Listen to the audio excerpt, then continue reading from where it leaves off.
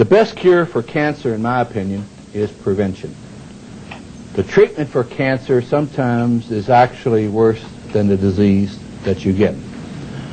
To prove or disprove that there is a role for nutrition in prevention of cancer, and it was scientifically valid, two organizations, the American Institute for Cancer Research and the World Cancer Research Fund, had their scientists review over 4,500 research studies dealing with the causes of cancer and the impact of diet, nutrition, and various other aspects, such as exercise. Now, from this research, this group published two articles, two big books. This book was published from the research for scientists. This book was published for the lay people. Now, obviously, the scientists need a lot of more extraneous information than the lay people do. Or the lay people are much more intelligent than we give them credit for. So these are the two books that were published from this very rigorous study. What they found, some of the items they found from this study, which was very rigorous scientifically, was about 35% of all cancers are diet-related and can be prevented. 45% of cancers are directly related to tobacco products. Therefore, if we combine these two items, 70 to 80% of cancers are preventable. The leading cause of cancer death in the world is lung cancer still. Worldwide, there are about 10 million new cancer cases a year, and the number is increasing. By the year 2020, they predict that this will be 14 million new cases of cancer. And some of the third world countries are predicting that the cancer increase is going to be so severe that it's going to take the equivalent of their gross national product just to treat the people with cancer. So cancer is not decreasing, it is increasing. Some of the other things they found is that diet, nutrition, weight control, and exercise could prevent 3 to 4 million cases of cancer a year worldwide, and about 500,000 cases in the U.S.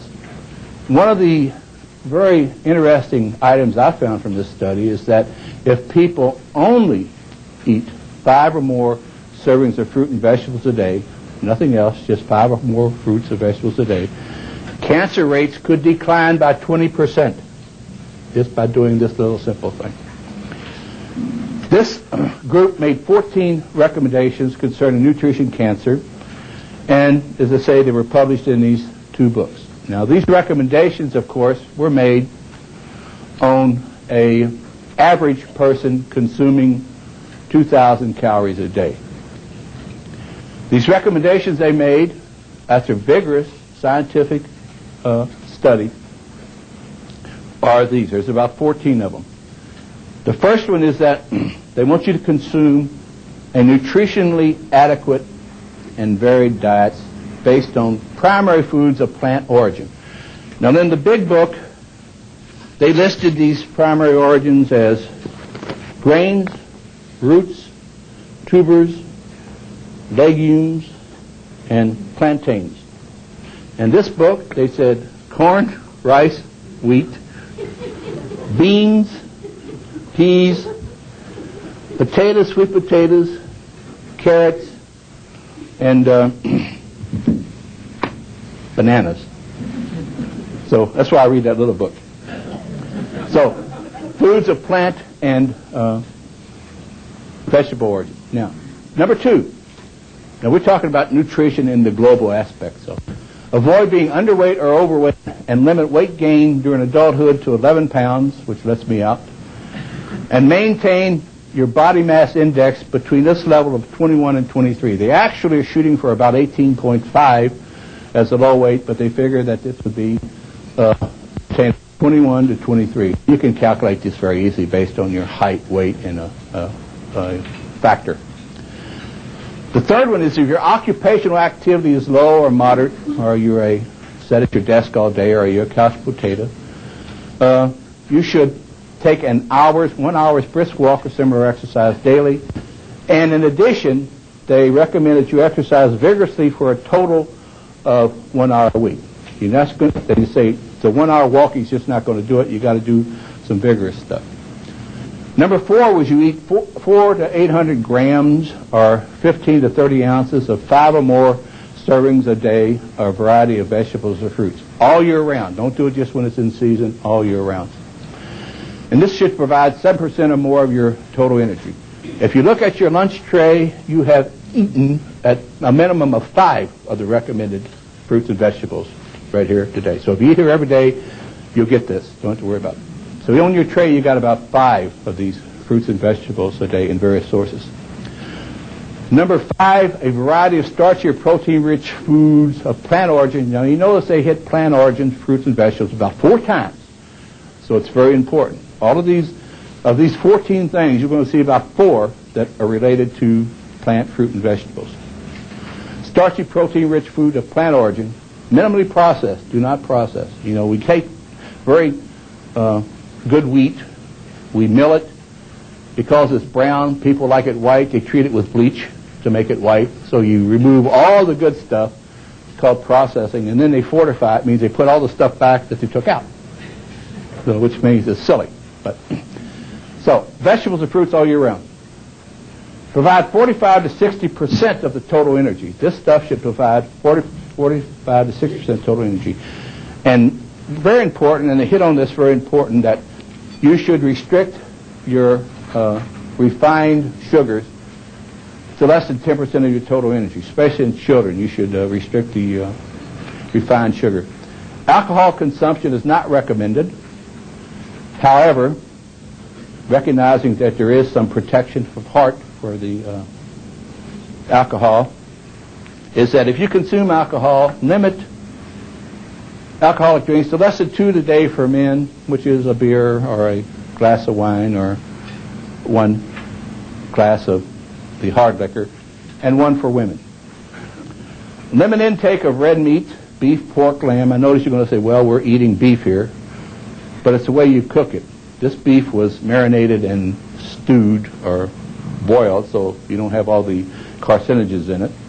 Should include 10% of the total energy daily, and replace your red meat with fish and poultry. We eat poultry out here, I think, about 3 or 4 times a week, or fish. So we don't hit much on the beef. If we do use a red meat, we usually substitute that with buffalo instead of beef. Buffalo's better for you. Number 8, total fats and oils to provide 50% to no more than 30% of your total energy. The low-fat, moderate-fat diet. Limit consumption of fatty foods, particularly those of animal origin. And if you use cooking oil, use vegetable oil, and only use a modest amount. Now notice this is global stuff they're talking about. This is a worldwide thing. So some of this stuff you say, well, it doesn't make much sense to us, but this is based on global stuff. A lot of countries salt their food, and if you directly correlate the intake of salt food or smoked foods, the incidence of stomach cancer goes like this. There's a direct relation to this. So, limit consumption of salted foods and use of cooking and table salt. Use herbs and spices. You notice out here on our tray we have a selection of herbs and spices you could use instead of salt. Salt from all sources should amount to less than 0.25 ounces for adults and half of that for children. Now, see, if you're going to prevent cancer, you got to start sort of early. You know, try and get this stuff in children and bring it on up. Do not eat food with, as a result of storage, your room temperature is liable to contaminate with these fungus mycotoxins, mainly third world countries, not too much here. But this fungus will produce aflatoxins, and aflatoxins will directly cause cancer of the liver. It's a direct relationship to primary hepatoma. Again, use refrigeration and other appropriate methods to prevent perishable foods as purchased or at home. Again, U.S., not too bad. Some of the third world countries, big problem. Unregulated and improper use of pesticides, food additives, and other chemicals in food or water can be a health hazard. They did state that there is no definitive data that shows that preservatives will cause cancer, but they also recommend that you keep a close eye on it. Plant foods, if you take poultry, they have about 5 times pesticides of plant foods. If you use beef, it has about 15 times the pesticides of plant foods. So you're going to get some of this stuff.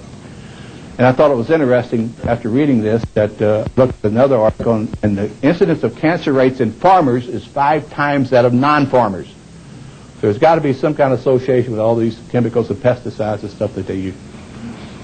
Do not eat charred food. If you look at your meat here was marinated and it was boiled, so you're safe from all these carcinogens. Do not eat charred food for meat and fish eaters. Avoid burning the meat juice. They're very strong on don't boil your meat or grill your meat or fish in direct flame, because if you do this, the temperature of the meat is about 750 degrees Fahrenheit, and it causes all these things like your creatine and your creatinine and stuff in your thing to form PAHs. You know, the smoke that drips down makes everything smell good. Those are the carcinogens. It smells good, but it's going to kill you. This is called polycyclic aromatic hydrocarbons. They smell good, but they're definitely carcinogens. So restrict your boiling and your direct flames. Cured and smoked meat, because cured and smoked meat is directly related to stomach cancer, colon cancer, and also some of your esophageal cancer. This one I have a strong disagreement with. It said community dietary patterns to be consistent with reduction of cancer risk without the use of supplements.